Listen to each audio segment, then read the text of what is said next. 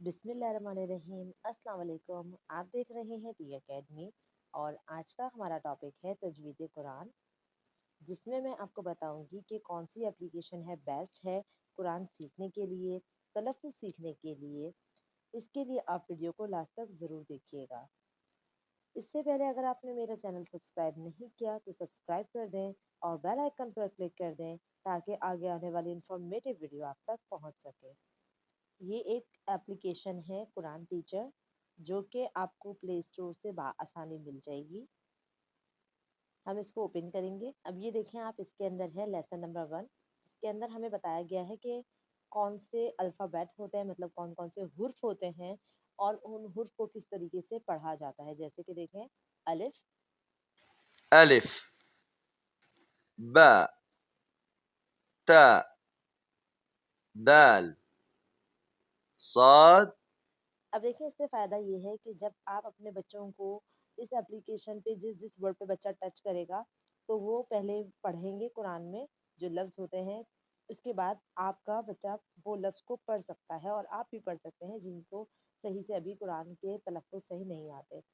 फिर आप देखिए, इसमें मुझे सबसे अच्छी चीज़ लगी कि अल्फ़ाबेट जो होते हैं उनका उन्होंने बताया कि पहले वो कैसे दिखते हैं। अगर वो पहले में हो किसी लफ्ज़ के, अगर वो दरमियान में हो या वो आखिर में आते हैं, तो सबसे चीज़ मुझे इसकी अच्छी लगी कि बच्चों को बहुत जल्दी इस चीज़ की पहचान हो सकती है। जैसे सबसे पहले हम पढ़ के देखते हैं। ألف باء تاء ठीक, तो बच्चों को ये चीज़ बताई जा रही है कि जो पूरा लफ्ज़ है वो ऐसा है और आधी अशकाल ऐसी है। शुरू में ऐसी होगी, दरमियान में इस तरीके से दिखेगी और आखिर में इस तरीके से दिखेगी। सही। फिर लेसन नंबर 3 के अंदर देखें, इनिशियल के अंदर भी बच्चों को यही चीज़ बार बार باء दोहराई जा रही है। सही। अब हम आगे बढ़ते हैं। End of section time. जैसे कि अब कोई बच्चा कोई लफ्ज़ पढ़ना चाहता है तो देखें, حاء سين دال عين دال لام. सही। अब है जैसे कि अब ज़बर के साथ किस लफ्ज़ को किस तरह से पढ़ा जाता है। أ با دا شا ضا طا فا.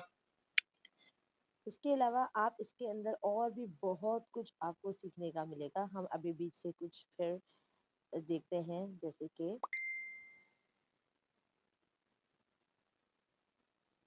अल कदर पर देखते हैं, सूरत अल कदर। जैसे कि अब है सूरह कदर आ गई।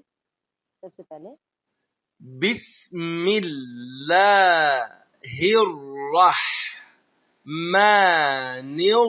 الرحيم. إنا أنزلناه في ليلة القدر. इसमें मुझे सबसे अच्छी चीज़ ये लगती है कि ये एक एक लफ्ज़ को ठहर ठहर कर और एक एक लफ्ज़ को किस तरीके से अदा किया जाता है, इसमें बताते हैं। इसके अलावा अब हम आखिरी आयत पढ़ते हैं।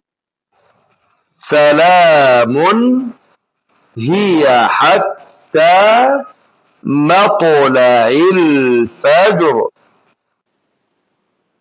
इसी तरीके से आप देखें, इधर बहुत सी छोटी छोटी जो सूरतें हैं वो इसमें मौजूद है और आप इसको सीख सकते हैं। उम्मीद है आपको वीडियो पसंद आई होगी। इस वीडियो को लाइक ज़रूर कीजिएगा, कमेंट ज़रूर कीजिएगा और अपने दोस्तों के साथ शेयर ज़रूर कीजिएगा। जज़ाकल्लाह।